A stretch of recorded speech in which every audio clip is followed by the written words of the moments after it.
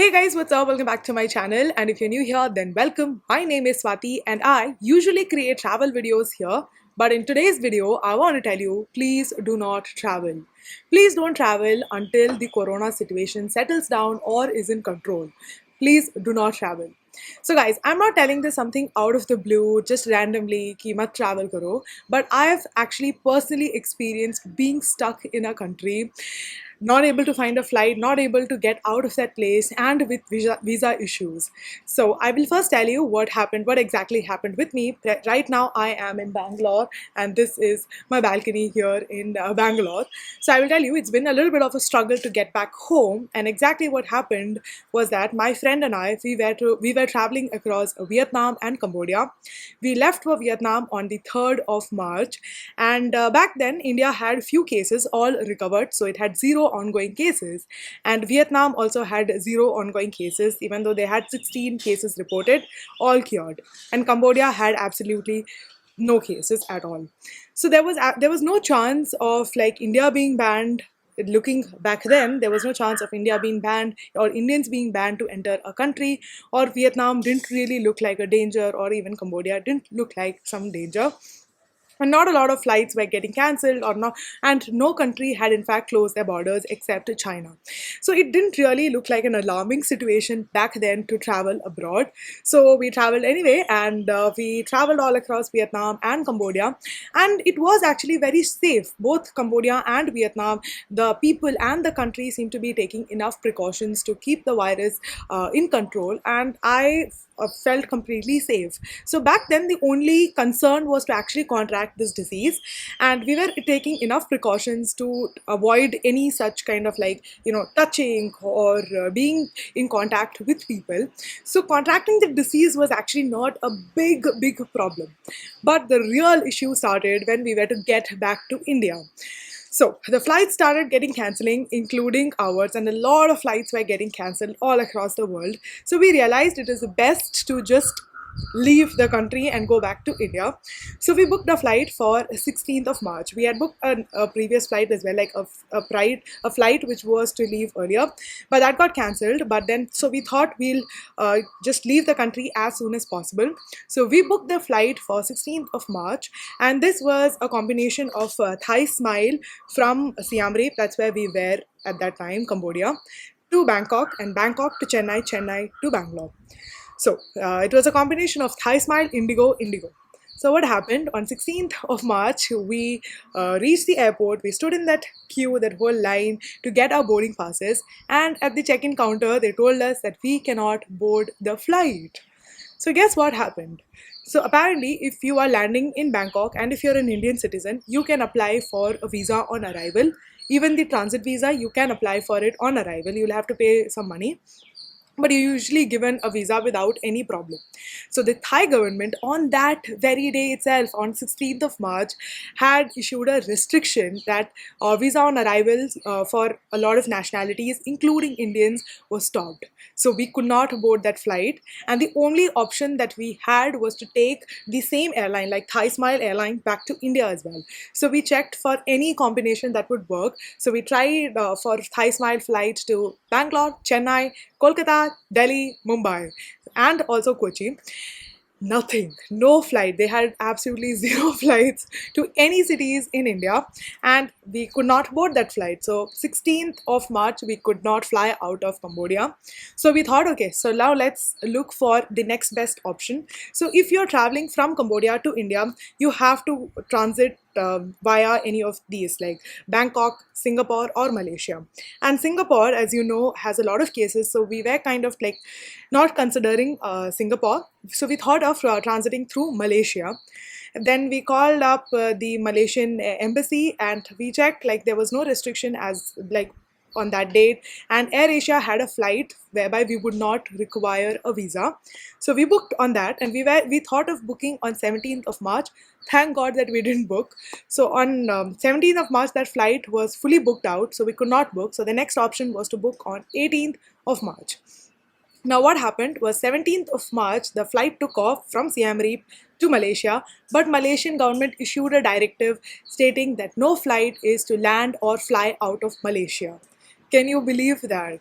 So the flight took off from 17th of March, and people are still stuck in Malaysia. Like, as on the date when I'm filming this video, people are still stuck. I really pray for them to get out of Malaysia and to reach back India very, very soon. But yes, for us, we did not board that flight. We booked instead on 18th. Now, because of this Malaysian directive, our flight on 18th of March on Air Asia via Malaysia got cancelled. So that was an immediate danger. So you, as you can see, our transit out of Bangkok and Malaysia both really didn't look promising. In fact, we could not transit via Bangkok or Malaysia. Now our only option was to get out of the country through Singapore.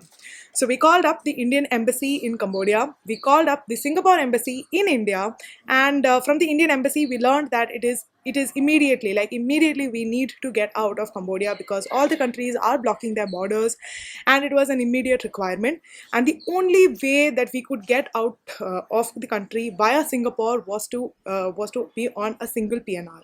So what that means is that if you're traveling, say, via Air Asia, so Air Asia, so that's a combination. If you're traveling via Air Asia and Indigo Airlines, that will not work because you will have to check in and check out at the airport, for which you will need a transit visa.